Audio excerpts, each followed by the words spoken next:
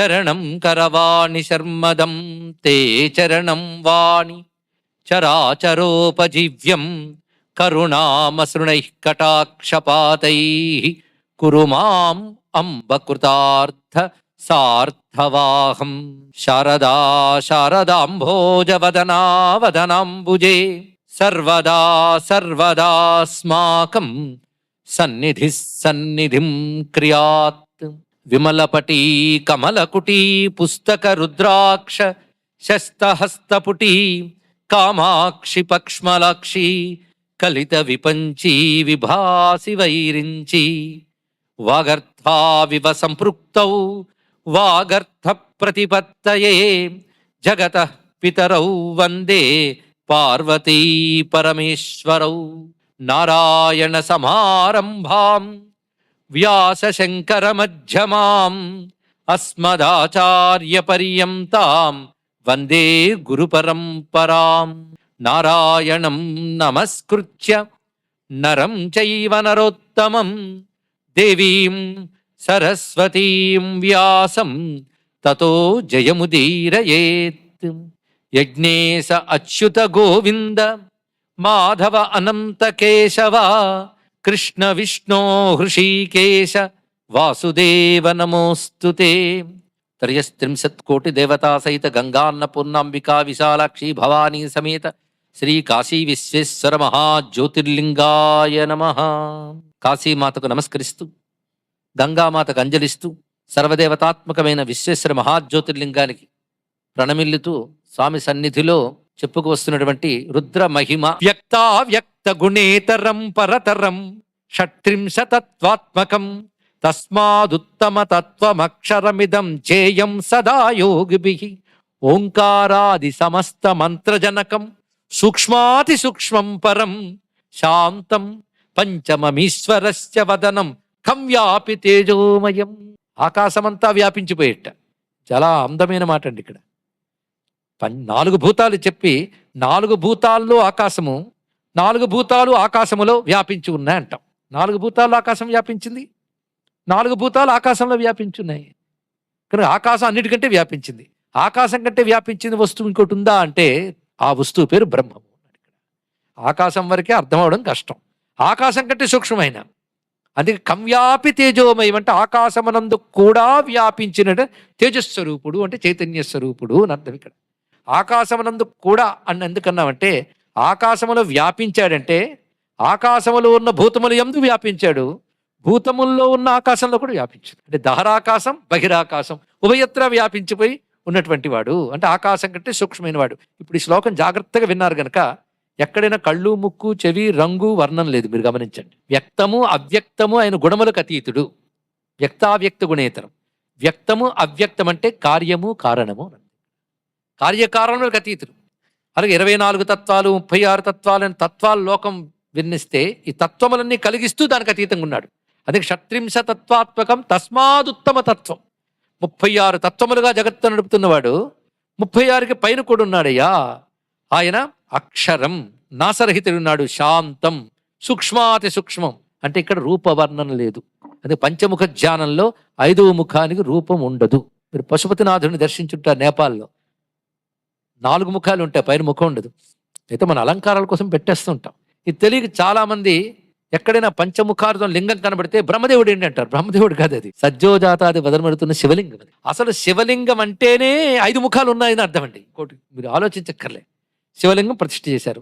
ప్రతిష్ఠ చేసినప్పుడు ఎటువైపు ముఖం తిప్పాలన్నాడు. ఎటు తిప్పిన ముఖమే ఆయనకి. ఎలాగంటే 4 వైపులు ఉంటుంది, పైన కొన. అంటే శివలింగం ఏదో పంచముఖం అదే. శివలింగం ఎలా సర్వతోముఖమో పంచవదనములు సర్వతోముఖం.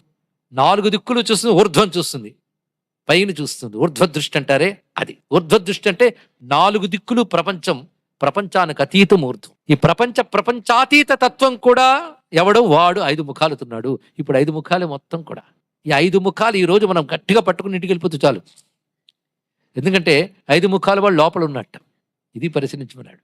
ముఖము అనే మాటకు అర్థం ఏంటి? ఇప్పుడు మీ మాటలన్నీ నేను దేనితో మాట్లాడుతున్నా? ముఖంతో.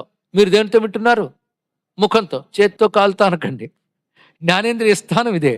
ముఖము అంటే దేని ద్వారా నువ్వు ప్రపంచంతో అనుబంధం పెట్టుకుంటావో, దేని ద్వారా ప్రపంచంతో మమేకమైపోతావో అదేగా. కనుక శివుడు పంచముఖ అంటే 5 ప్రపంచాన్ని మొత్తం నిర్వహిస్తున్నాడు. 5 ఏమిటో పరిశీలిద్దాం. 5కి సంబంధం ఉన్నదండి. పంచభూతాలు తెలిసినవేగా. ఇప్పుడు నేను చెప్పేది ఏది కూడా మనం సృష్టించలేం, అది గుర్తుపెట్టుకోవాలి. మనం సృష్టించలేం కనుక ఈశ్వరుడే. అది పంచభూతాలు. అంతకంటే ముందున్నవి తన్మాత్రలు. ముందు గుణములు వచ్చి తర్వాత భూతములు వచ్చాయి. ఇది రహస్యం. శబ్ద, స్పర్శ, రూప, రస, గంధములను 5 ముందు ఉండి అవి అందుకోవడానికి, వాటిని అందించడానికి పంచభూతాలు వచ్చాయి. ఈ పంచభూతములతో ఆ 5 అందుకోవడానికి ఇంద్రియాలు వచ్చాయి. ఇది క్రమం. అందుకే పంచ తన్మాత్రలు శబ్ద, స్పర్శ, రూప, రస, గంధ పంచభూతములు. దాని తర్వాత పంచ జ్ఞానేంద్రియాలు, పంచ కర్మేంద్రియాలు, పంచ ప్రాణాలు. ఎన్నొచ్చాయి? 5. 5 పంచ పంచ పంచ. ఎక్కడున్నాయి నేను చెప్పినవి? అంతా ఉన్నాయని పక్కన పెట్టండి. ఇక్కడ ఉన్నాయా లేవా? పంచ తన్మాత్రలు రుచి, శబ్ద, స్పర్శ, రూప అన్నీ మనకు తెలుస్తున్నాయి కదా. కానీ 5 ఇక్కడే ఉన్నాయి. 5 తెలుసుకోవడానికి ఇంద్రియాలు తయారయ్యాయి. ఇంద్రియాలన్నీ పంచభూతాత్మకములు, పంచభూతాలు ఉన్నాయి. తర్వాత ఇంద్రియాలు మళ్ళీ 2 రకాలు. జ్ఞానేంద్రియములు 5, కర్మేంద్రియాలు 5. అవి అక్కడున్నాయి. ఈ సబ్జెక్ట్ అంతా ఇక్కడ సబ్జెక్టే. కానీ భగవంతుడి గురించి తెలుసుకొనుట అంటే వేదమనందు పురాణమునందు తెలుసుకుంటూ కాదు, నీలో ప్రపంచంలో పరమాత్మని తెలుసుకొనుట. అది ఎలా తెలుసుకొనుటయో చెప్పే శాస్త్రం పేరు వేదం ఇక్కడ. అందుకే ఇప్పుడు 5 ఎక్కడున్నాయి? పంచప్రాణాలు. ఈ 5తోనే ప్రపంచం ఉంది. మీరు గట్టిగా ఆలోచిస్తే 5 తప్ప మరొకట్లేదు. అయితే 5 ఎవరి వల్ల పనిచేస్తున్నాయి? ఒక వ్యక్తి ఒక ముఖంతో ప్రపంచం చూస్తూ ప్రపంచాన్ని తెలుసుకుంటూ ప్రపంచాన్ని నిర్వహిస్తున్నట్లు పరమాత్మ ఈ 5తో ప్రపంచం నడుపుతున్నాడు. 5 చైతన్యం అవుతున్నది ఆయన వల్ల. ఇందుకు చెప్పిన 5 కూడా ఎవరి వల్ల తయారు కాలేదు, ఎవరి వల్ల నడవడం లేదు. 5 ఎవరి వల్ల నడుస్తున్నాయి. కనుక 5 ఒకే పరమేశ్వరుడు. కనుక 5 చూడడం కాదు, 5 ముఖములుగా కల పరమాత్మను చూడున్నాడు. కనుక 5 ముఖములతో విశ్వమంతా నడుపుతున్న పరమాత్మ శివుడు అని తెలియడానికి పంచవక్త్ర తత్వం కంటే మరొకటి లేదండి. ఇక్కడ మొత్తం 5 ఉంది మొత్తం విశ్వమంతా కూడా. కనుక నా లోపల ఆత్మగా ఉన్న శివుడు నాలో ఈ దేహంలో 5తో నడుపుతున్నాడు మొత్తం. ఇది గమనిస్తే నా పంచప్రాణాలు శివుడే, నా పంచభూతాలు శివుడే, నా పంచతన్మాత్రలు శివుడే, పంచ జ్ఞానేంద్రియాలు, పంచకర్మేంద్రియాలు శివుడే. ఇంకేముంది? అన్నీ శివుడని తెలిసి 5 శివుడిని చూసి 5కి అతీతమైన శివుడిని దర్శించాలి. అది తెలుసుకోవడానికే పంచముఖ ధ్యానం. అయితే ఇదంతా ఎలా తెలుస్తుంది అంటే, అందుకు సృష్ట్యాది యందు బ్రహ్మదేవుని కూర్చోబెట్టి సృష్టి చేసే శక్తిని ఇవ్వయ్యా అని ప్రార్థిస్తే నీ చెవి ఇటితే అన్నట్టు శివుడు తెచ్చి మంత్రోపదేశం చేశాడు అక్కడ. ఆ మంత్రము పంచాక్షరి, శివ పంచాక్షరి. మొత్తం సారమంతా 5 అని చెప్పినప్పుడు, మొత్తం సారమంతా 5 అయినప్పుడు, 5కి సారం ఈశ్వరుడు అయినప్పుడు, సారమైన ఈశ్వరుడు 5 ద్వారా ప్రపంచాన్ని నడుపుతున్నాడు. కానీ 5లో నన్ను తెలుసుకోవడం కోసం ఒక్కొక్క ముఖం నుంచి ఒక్కొక్క అక్షరం ఇచ్చారండి. తత్పురుష వదనంతో ప్రారంభమై ఈశాన వదనం వరకు వచ్చే 5 అక్షరములు నమ్మం శిం వామ్యం నమ శివాయ. ఇక్కడ పంచాక్షరి విద్యలో వచ్చింది తెలిసింది కదా. అందుకే పంచబ్రహ్మోపనిషత్తు ఏం చెప్తున్నదయ్యా అంటే, ఈ 5 శివుడిని తెలుసుకో. ఇదే రహస్యాన్ని వేదాంత విద్యని తెలియజేసే సూత సంహిత అనే గ్రంథం కూడా పంచముఖ తత్వాన్ని తెలిసి ఆరాధన చెయ్యి. అది ఆదిశంకర భగవత్పాల వారు బ్రహ్మసూత్ర భాష్యం రచించే ముందు 18 మార్లు చదివేట గ్రంథాన్ని. ఏకసంథాగ్ర అయిన ఆయన ఎందుకు చదివారంటే ప్రీతి అండి.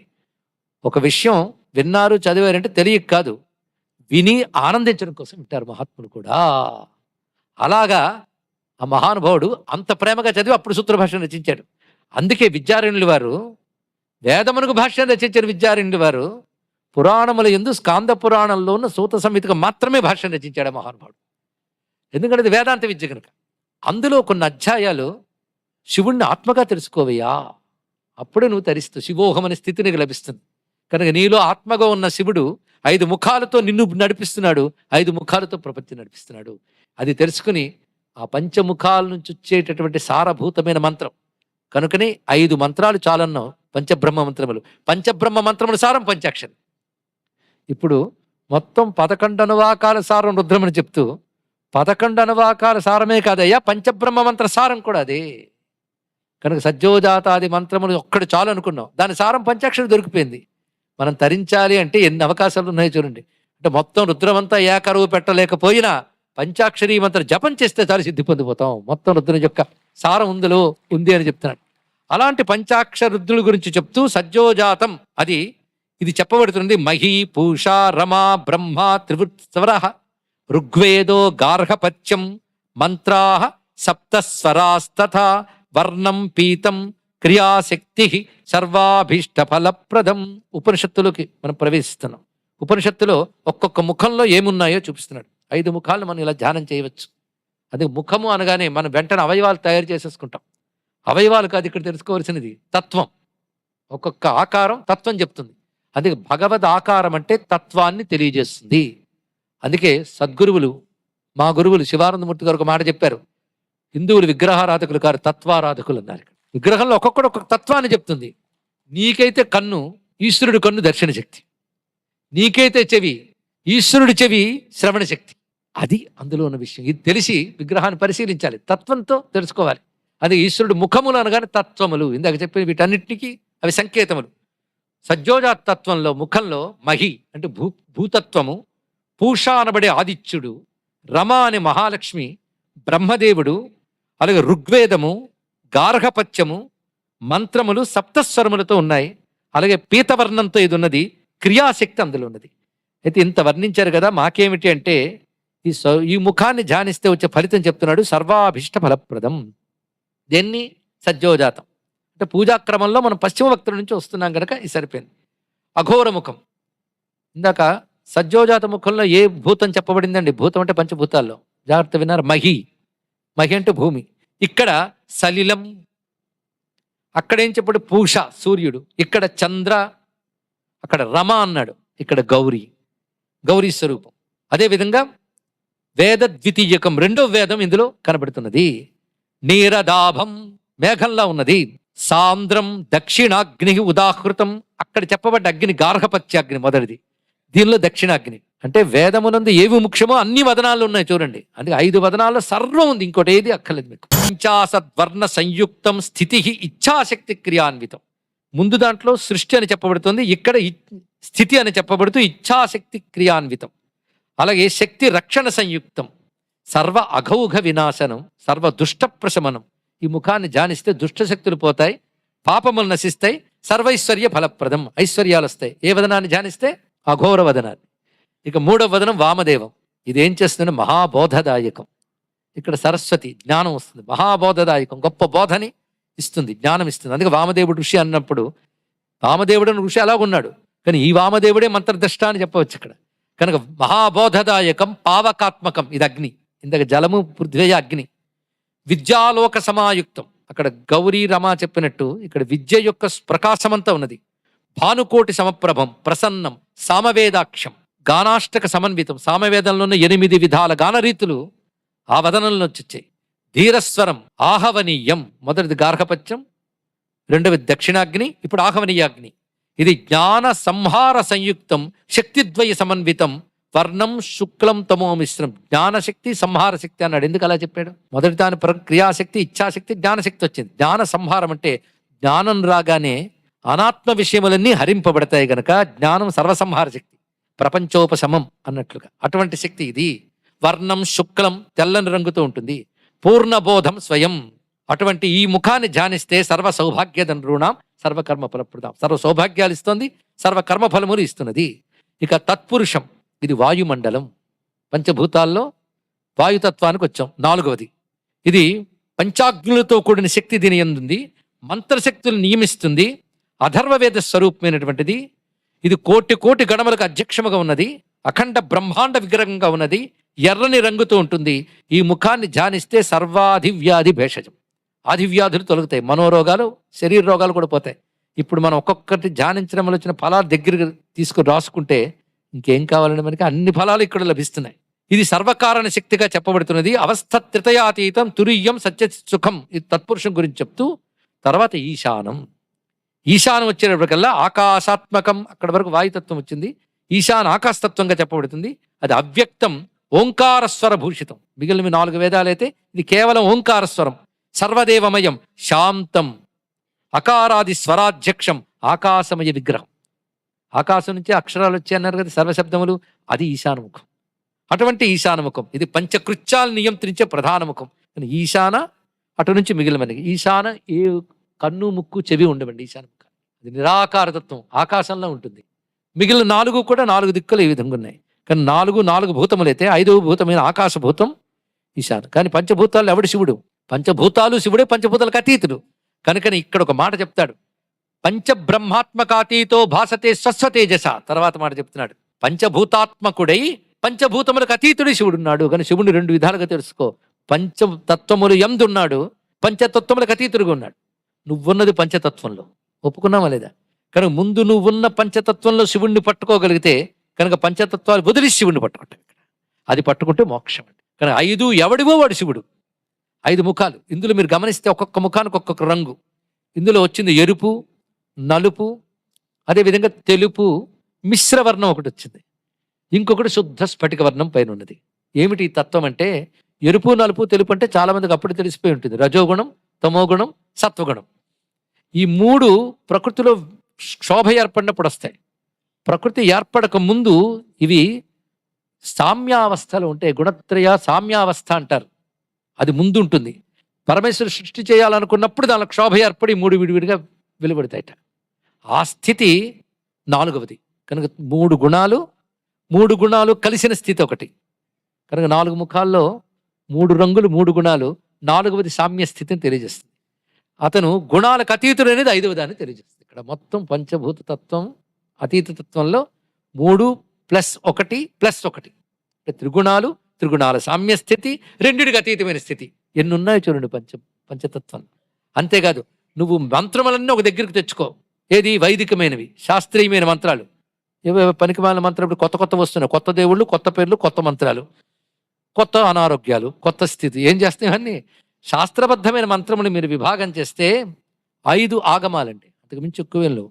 పంచాగమాలు: పూర్వామ్నాయ, దక్షిణామ్నాయ, పశ్చిమామ్నాయ, ఉత్తరామ్నాయ, ఊర్ధ్వామ్నాయ. ఇవి ప్రధానం. ఈ మంత్రాసన్నీ ఉన్న విద్య పేరు శ్రీ విద్య. శ్రీ విద్యలో ఒక్కొక్క ఆమ్నాయంలో కొన్ని మంత్రాలు ఉంటాయి. మనకున్న మంత్రాలన్నీ అందులో ఉన్నాయి. శివమంత్రాలు, విష్ణు మంత్రాలు, రామ, కృష్ణ, నారసింహ, అదేవిధంగా కుబేర మంత్రం, వైనతేయ మంత్రం, గరుత్మంతుని మంత్రం, ఒకటేమిటి రామ మంత్రం, కృష్ణ మంత్రం, అన్నీ ఉన్నాయి. నారసింహ మంత్రం, దత్తాత్రేయ మంత్రం. మంత్రాలను ఏవైతే మనం నమ్ముతున్నామో ఆ మంత్రాల దేవతలను ఆరాధించే వారందరూ హిందువులే, తెలుసుకోండి. ఇక్కడ కానీ హిందువులు అంటే ఆమ్నాయ మంత్రాల్లో ఉన్న దేవతలను ఆరాధించేవారు, ఇంకోటి కాదు. ఆమ్నాయ మంత్రములు ఇన్ని ఎక్కడి నుంచి వచ్చాయంటే శివుడు 5 ముఖాల నుంచి 5 ఆగమాలు వచ్చాయి. వాటి నుంచి ఇవన్నీ వచ్చాయని చక్కగా చెప్తున్నారు ఇక్కడ. ఇది మొత్తం ఇవాళ మనం విన్నవి ధన్యతను కలిగించే అంశములు. మొత్తం ఉన్నదంతా పంచబ్రహ్మలు ఎందే, పంచరుద్రులు ఎందే. ఈ ఒక్క రుద్రుడు 5 అయ్యాడు. ఈ 5 ఉపాసించడానికి సజ్జోజాతాది మంత్రములు ఉన్నాయి. వీటితోనే శివునికి అభిషేకం మనం చేస్తున్నాం. అప్పుడు 5 ముఖాలతో వాడు ఉన్నాడు. ఒక దీపం వెలిగించి చూడండి, ఎటు చూస్తుంది దీపం? చాలా మంది చెప్తుంటారు 4 వైపులా చూస్తుంది, పైన చూస్తుంది, సర్వతోముఖం. కానీ ఈశ్వరుడు సర్వతోముఖుడు అని చెప్పడానికి 5 ముఖములు అయ్యా అన్నాడు. ఇక్కడ అన్నీ గమనించేవాడు, అన్నీ చూస్తున్నాడు. ఒక్క 5 ముఖాలను ధ్యానిస్తే ఎన్ని అద్భుత విషయాలు తెలుస్తున్నాయి. ఆ ముఖాలకు ఎందుకు ఏ రంగో చెప్పడానికి కూడా ఇప్పుడు వివరించుకున్నాం. ఇలా ఎన్నెన్ని విషయంలో వీటి ఒక్కొక్క ముఖం నుంచి ఒక్కొక్కటి ఇచ్చాడు గనక నామ శివాయ. ఈ 5 అక్షరములు జనకం, ఇది మూలమైనటువంటిది. కనుకనే 5 నుంచి అన్ని మంత్రములు, దక్షిణామూర్తి మంత్రం కానీ ఇతర మంత్రములు ఏవైనా కానివ్వండి, విష్ణు మంత్రములు కానీ, రుద్రమంత్రములు కానీ, ఇవన్నీ అందులోనే ఉన్నాయి. కానీ సర్వదేవతాత్మకమైన రుద్రస్వరూపమంతా పంచాక్షరులు దాగి ఉన్నదయ్యా అన్నాడు. శివమునకు నమస్కారం, శివునకై నమస్కారం. శివమునకై నమస్కారం, శివునికై నమస్కారం. ఎంత బాగుందో! శుభం కోసం నమస్కారం, శుభస్వరూపుని కోసం నమస్కారం. అంటే నమశివాయ, మరొకటి కాదు. నాకు ఆ మంత్రం వద్దండి, మాది వేరు అంటే నువ్వు శుభం అక్కర్లేదండి అని అర్థం. ఇక్కడ నువ్వు శుభం కావలసిన ప్రతివాడు అనాల్సిందే. పైగా సర్వదేవతాత్మకం అని చెప్పడానికి సర్వదేవతా మంత్రాలు 5 ముఖాల నుంచి వచ్చాయి. అది దాని యొక్క స్వరూపం. కానీ సర్వమంత్ర మూలముగా పంచాక్షరి భాషిస్తున్నదయ్యా. అలాంటి పంచాక్షరీ రూపమైనటువంటి మంత్రం ఆవిష్కరింపబడుతున్న చోటు ఏది? అష్టమోనువాకం రుద్రంలో చెప్పబడుతుంది. అందుకే నమస్తారాయ, నమ శంభవే చ మయోభవే చ, నమ శంకరాయ చ మయస్కరాయ చ, నమ శివాయ చ. అమ్మ, గొప్ప మంత్రం ఇచ్చారండి. మరేదైనా గొప్పదుందా? శివతరాయ చ, ఇంకోటి లేదు, చాలు. దాంట్లోనే సంపూర్ణం ఉంది. అంత చక్కగా చూపించారు. అలాంటి పంచాక్షరీ మంత్ర స్వరూపమే రుద్రుని యొక్క ప్రధాన స్వరూపం. దీన్ని 5 రుద్రులు అంటారు. మనం 3 రుద్రులు చెప్పుకున్నాం, 8 రుద్రులు చెప్పాం, 11 రుద్రులు చెప్పాం, అనేక రుద్రులు అన్నాం. ఇవాళ 5 రుద్రులు వచ్చారు. అటువంటి పరమేశ్వరుడు ధనుర్ధారిగా మనకు గోచరిస్తున్నాడు. ఈ ధనుర్ధారి అయిన రుద్రస్వరూపం కూడా చాలా విశేషం. రుద్రుడు ధనువు పట్టుకున్నాడని ధనువుకు నమస్కరించే వేదమంత్రములు చాలా ఉన్నాయి ఇక్కడ. ప్రణవో ధనుహు, ఓంకారం అనే ధనువును పట్టుకున్నట్ట. ఇది ఒక విశేషం. ప్రణవం అనే ధనువుకి ఏం పెట్టి సాధన చేయాలి ఇవన్నీ మళ్ళీ మనకు కనిపిస్తాయి. మొత్తానికి పరమేశ్వరుడు వేద రూపుడై ఉంటూ ప్రణవం అనే ధనస్సు పట్టుకుని మంత్రములనే బాణాలు వేసి అజ్ఞానాన్ని నాశనం చేస్తున్నాడు ఇక్కడ. అందుకే నమస్తే రుద్రమన్యవ ఉతోత ఇషవే నమః, నమస్తే అస్తు ధన్వనే, ధనుస్సు ధరించిన వాడు నమస్కారం చేస్తున్నాం. మరొక చోట రుద్రాయ స్థిరధన్వినే అన్నాడు. ఆయన ధనుస్సు స్టబ్బర్న్గా ఉంటుంది, ఇప్పుడు చెదరదండి, అలా పెట్టాడు అలా ఉంటుంది. ధనుసు జారిపోయింది, ఉనికిపోయింది, చిట్లిపోయింది లేదు, స్థిరధన్వని అలా ఉంటాడు ఆయన. అలాంటి ధనుస్సు పట్టుకుని రుద్రుడికి నమస్కారం చేయన్నాడు. ఆయన తారస్వరూపుడు విశ్వనాథుడు, విశ్వమంతా ఇదే కనుక పంచబ్రహ్మల స్వరూపమైన శివుడికే విశ్వనాథుడు విశ్వేశ్వరుడికి ఎవరినంటావు. ఆయన ధనుస్సు పట్టుకున్నాడని నమస్కారం చేయాలట. ఈ ధనుస్సు ఎప్పుడెప్పుడు పట్టుకున్నాడంటే త్రిపురాసుర సంహారం చేసేటప్పుడు పట్టాడు.